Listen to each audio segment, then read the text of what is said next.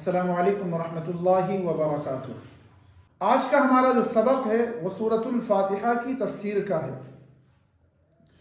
سورۃ الفاتحہ کی تفسیر سے پہلے مناسب سمجھتا ہوں کہ اعوذ باللہ اور بسم اللہ کی مختصر وضاحت آپ کے سامنے پیش کر دی جائے۔ اعوذ باللہ من الشیطان الرجیم، میں اللہ کی پناہ مانگتا ہوں شیطان مردود سے۔ تعوذ یعنی اعوذ باللہ پڑھنا قرآن کریم کی تلاوت سے پہلے مسنون یعنی سنت ہے، اور تعوذ قرآن کریم کی تلاوت سے پہلے اس لیے بھی پڑھا جاتا ہے کہ جب کوئی انسان قرآن کریم کی تلاوت کرتا ہے، خاص کر قرآن کریم کو سمجھ کر اس کے معانی کو جاننے کی کوشش کرتا ہے، تو شیطان اس کی فکر کو، اس کی فہم کو بہکانے کی اور ورغلانے کی کوشش کرتا ہے۔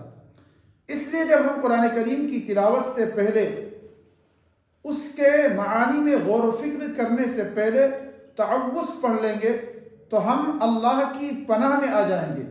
اللہ کی پناہ میں آنے کی وجہ سے ہم شیطانی وساوس سے اور اس کے برے اثرات سے محفوظ رہیں گے۔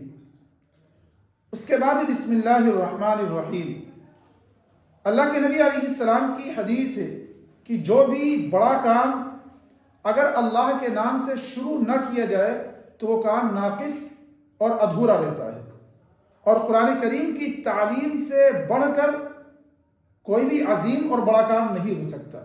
اس لیے قرآن کریم کی تعلیم سے پہلے بھی ہم بسم اللہ سے آغاز کریں گے۔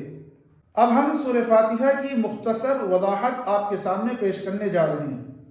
الحمدللہ رب العالمین، تمام تعریفیں اللہ کے لیے ہیں جو تمام عالم کا رب ہے۔ آج کی جو سورت ہے یہ بہت ہی زیادہ اہمیت کی حامل ہے، اور اس کی اہمیت کا اندازہ آپ اس کے متعدد ناموں سے لگا سکتے ہیں کہ اس کے مختلف نام ہیں۔ فاتحۃ الکتاب بھی اس کا نام ہے، ام الکتاب بھی اس کا نام ہے، سورۃ الشفا بھی اس کا نام ہے، اور بھی بہت سارے اس کے نام ہیں۔ اور کسی چیز کے کئی نام کا ہونا یہ اس بات کی دلیل ہوتی ہے کہ اس کے اندر خوبیاں بہت ساری ہیں۔ جیسے اللہ کے بے شمار نام ہیں، کیونکہ اللہ کے اندر بے شمار خوبیاں ہیں۔ اللہ کے نبی کے بہت سارے صفاتی نام ہیں، کیونکہ اللہ کے نبی کے اندر بھی بہت ساری خوبیاں اور کمالات موجود ہیں۔ ایسے ہی سورۃ الفاتحہ کے بھی کئی نام ہیں، تو کئی نام کا ہونا اس بات کی دلیل ہے کہ سورہ فاتحہ کے اندر بہت ساری خوبیاں اور کمال موجود ہیں۔ سب سے پہلی آیت کے اندر اللہ تبارک و تعالیٰ کی تعریف اور اس کی توصیف بیان کی گئی ہے کہ کائنات کے اندر جتنی بھی تعریف ہوتی ہے ان تمام تعریفات کے مستحق اللہ تبارک و تعالیٰ ہے۔ یہاں ایک سوال ہمارے اور آپ کے ذہن میں آ سکتا ہے کہ ہم دنیا میں بہت ساری چیزوں کی تعریف کرتے ہیں۔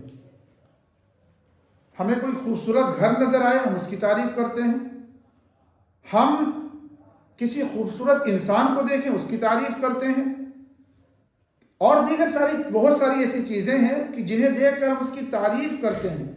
حالانکہ یہاں اللہ یہ فرماتا ہے کہ تمام تعریفیں صرف اللہ کے لیے ہیں۔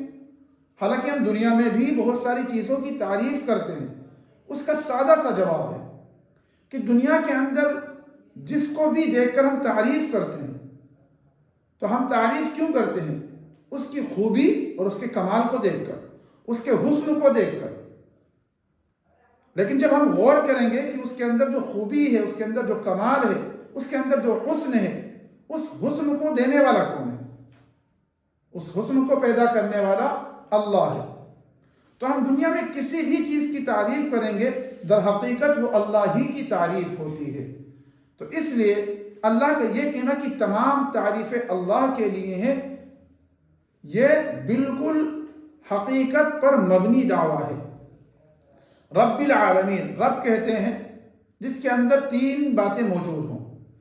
ایک تو وہ سب سے پہلی چیز جو وجود بخشے، عدم سے وجود میں لائے، یعنی ایک چیز کا وجود نہیں تھا، ابھی وہ چیز موجود نہیں تھی، لیکن اللہ نے اس کو پیدا کیا، اس کو وجود بخشا۔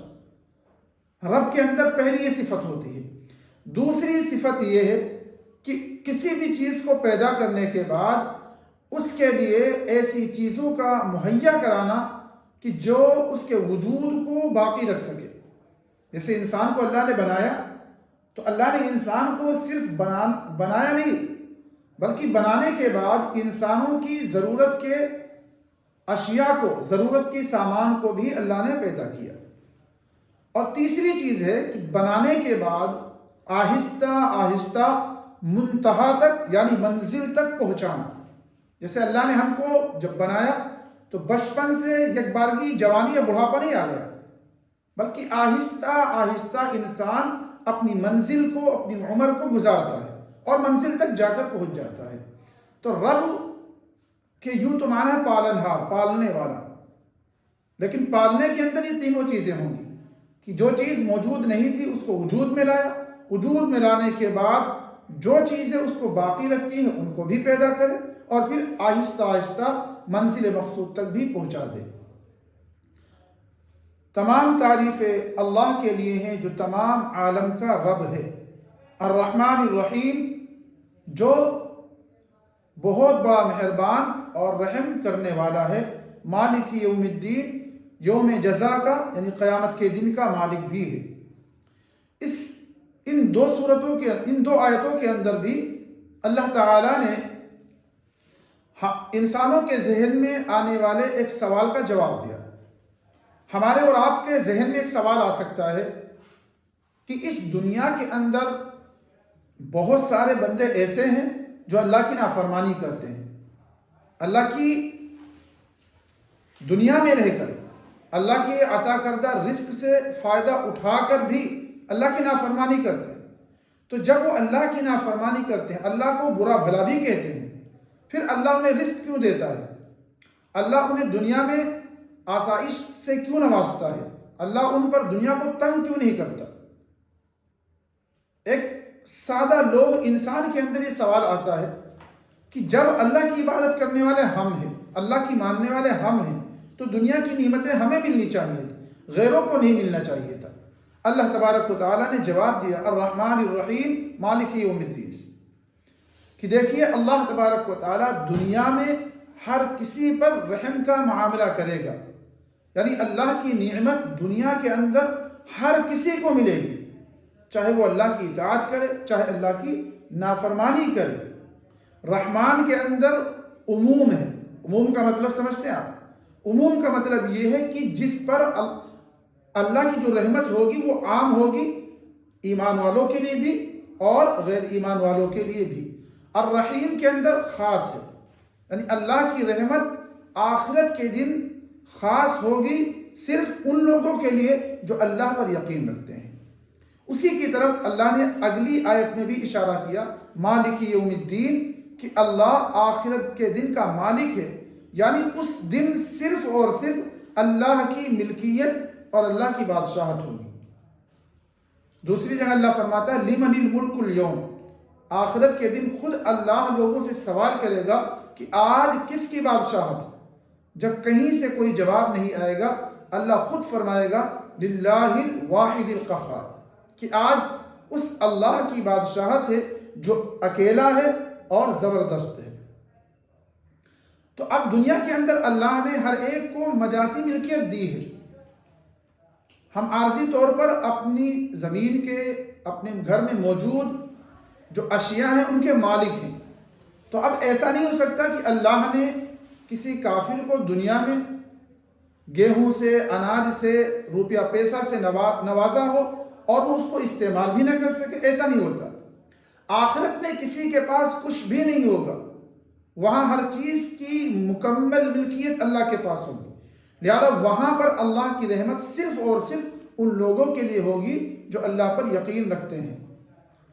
ایاک نعبد و ایاک نستعین، اے اللہ ہم آپ ہی کی عبادت کرتے ہیں اور آپ ہی سے مدد مانگتے ہیں۔ سب سے پہلی آیت میں یہ آیا تھا کہ تمام تعریفیں اللہ کے لیے ہیں، کیوں؟ کیونکہ جتنی خوبیاں ہیں اور جتنی کمالات ہیں ان تمام کمالات اور خوبیوں کا حقیقی مالک اللہ ہے۔ اور سب سے بڑا کمال اور سب سے بڑی خوبی کیا ہے؟ معبود ہونا۔ معبود ہونا یہ ایک ایسی خوبی اور ایک ایسا کمال ہے جو صرف اور صرف اللہ کے ساتھ خاص ہے۔ تو جب معبود ہونا صرف اللہ کے ساتھ خاص ہے تو اللہ کے علاوہ کسی اور کی عبادت بھی نہیں ہو سکتی اور اللہ کے علاوہ سے مدد بھی نہیں مانگی جا سکتی۔ یعنی ان چیزوں میں جن میں عام طور پر ایک انسان کسی دوسرے انسان سے مدد نہیں مانگتا، امور غیر عادیہ میں آپ نے کبھی نہیں سنا ہوگا کہ کوئی انسان کسی انسان سے یہ کہے کہ آپ مجھے اولاد دے دو، یا آپ مجھے شفا دے دو، یا آپ مجھے رزق دے دو، یا آپ مجھے زندگی اور موت دے دو۔ یہ وہ چیزیں ہیں جو صرف اور صرف اللہ سے مانگی جاتی ہیں۔ تو جو امور غیر عادیہ یعنی عام طور پر انسان ایک دوسرے انسان سے جس کا مطالبہ نہیں کرتا، ان چیزوں میں صرف اور صرف اللہ ہی سے مدد مانگی جا سکتی ہے۔ اہدنا الصراط المستقیم، اس سورت کے اندر دو حصے ہیں۔ ایک حصے کا تعلق اللہ کی عظمت، اس کی بڑائی، اس کی کبریائی سے ہے، اس کی تعریف و توصیف سے ہے، اور دوسرے حصے کا تعلق اللہ تبارک و تعالیٰ کے بندوں سے ہے۔ اللہ نے اس دوسرے حصے میں بندوں کو یہ سکھلایا ہے کہ تمہیں مجھ سے کیا مانگنا چاہیے۔ دعا مانگنے کا طریقہ اور سلیقہ اللہ نے دوسرے حصے میں بتلایا۔ اہدنا الصراط المستقیم، ایک بندہ اللہ سے سوال کرتا ہے کہ اے اللہ ہم آپ سے کس چیز کا مطالبہ کریں؟ اللہ نے فرمایا اہدنا الصراط المستقیم، تم مجھ سے سیدھے راستے کا مطالبہ کرو۔ کیونکہ انسان دو طرح کے ہوتے ہیں۔ کچھ انسان وہ ہوتے ہیں کہ جن کو اشارہ کر دیا جائے اور ان کو بات سمجھ میں آ جاتی ہے، تو ایسے لوگوں کے لیے اللہ نے فرمایا اہدنا الصراط المستقیم کہ تم مجھ سے سیدھے راستے کا مطالبہ کرو۔ البتہ کچھ انسان وہ ہوتے ہیں جن کو اشارے کے بعد ہلکی سی وضاحت بھی کرنی پڑتی ہے۔ جیسے ایک بندے سے کہا جائے کہ یہ راستہ آپ جاؤ گے لکھنؤ پہنچ جاؤ گے، لیکن کچھ بندے وہ ہوتے ہیں جن کو تفصیل سے سمجھانا پڑتا ہے کہ لکھنؤ پہنچنے تک کتنے موڑ آئیں گے، کہاں سے آپ کو مڑنا ہے، تب آپ جا کر لکھنؤ پہنچو گے۔ تو اللہ، چونکہ یہ قرآن ہر ایک کے لیے، صرف عقل مندوں کے لیے نہیں ہے بلکہ ساری انسانیت کے لیے ہے، تو اللہ ہر ایک انسان کو سمجھائے گا۔ تو اللہ نے پہلے فرمایا اہدنا الصراط المستقیم کہ اللہ خود انسانوں سے کہتا ہے کہ تم مجھ سے سیدھے راستے کا مطالبہ کرو۔ اب سیدھا راستہ کیا ہے؟ اللہ نے اس کو مثبت منفی، مثبت یعنی پازیٹیو اور منفی یعنی نگیٹو، دونوں طریقے سے اللہ نے مثال کے ذریعے سمجھایا کہ تمہیں اس راستے پر چلنا ہے، ان لوگوں کے پیچھے پیچھے چلنا ہے اور ان لوگوں کے پیچھے نہیں چلنا ہے۔ جیسے ایک باپ اپنے بچے کو نصیحت کرتا ہے کہ اے بیٹے ان لوگوں کے ساتھ تمہیں رہنا، یہ اچھے لوگ ہیں اور یہ برے لوگ ہیں، ان لوگوں کے ساتھ نہیں رہنا ہے۔ ایسے ہی اللہ بھی مثال کے ذریعے سمجھاتا ہے کہ سیدھا راستہ کیا ہے؟ صراط الذین انعمت علیہم، ان لوگوں کا راستہ جن پر آپ نے انعام فرمایا، یعنی اللہ نے جن لوگوں پر انعام فرمایا ہے، اگر کوئی بندہ ان لوگوں کے راستے پر چلے گا تو وہ صراط مستقیم پر ہے۔ اور اللہ کا انعام کن لوگوں پر ہوا؟ اس کی وضاحت 5ویں پارے میں اللہ نے فرمائی من النبیین والصدیقین والشہداء والصالحین، نبیوں کا، سچے لوگوں کا، نیک لوگوں کا، اور جو اللہ کی راہ میں جنہوں نے اپنی جان کو قربان کیا، جو ان لوگوں کے راستے پر چلے گا وہ صراط مستقیم پر ہے، سیدھے راستے پر ہے۔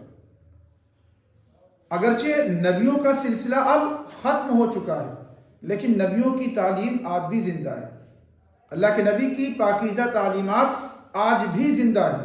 تو جو بھی انسان آج بھی اللہ کے نبی کی سیرت کو اپنائے گا اور ان نیک لوگوں کی زندگی کو اپنا کر اور ان کے نقش قدم پر چل کر اللہ کے نبی کی سیرت کو اپنائے گا، وہ کیا صراط مستقیم پر ہے، وہ منزل مقصود تک یعنی کامیابی تک، جنت تک پہنچ جائے گا۔ اور اللہ نے فرمایا کہ ان لوگوں کے راستے پر آپ کو نہیں چلنا ہے جو سیدھے راستے سے ہٹ گئے۔ سیدھے راستے سے ہٹنے والے کون ہیں؟ غیر المغضوب علیہم ولا الضالین، کہ اے اللہ مجھے ان لوگوں کے راستے پر نہ چلا جن پر آپ کا غضب نازل ہوا اور جو لوگ رائے حق سے بھٹک گئے۔ کچھ لوگ وہ تھے جو صراط مستقیم سے نیچے اترے لیکن اتنا دور نہیں نکلے کہ جن کی واپسی ناممکن ہو، اور کچھ لوگ ایسے ہوتے ہیں جو اتنی دور نکل جاتے ہیں کہ جن کا واپس آنا بہت مشکل ہوتا ہے۔ تو اگر ہمیں کامیابی چاہیے، صراط مستقیم پر اگر ہمیں چلنا ہے تو اس کے لیے ہمیں ان لوگوں کے راستے کو اختیار کرنا ہوگا جن پر اللہ کا انعام نازل ہوا۔ اور اللہ کا انعام کیا ہے؟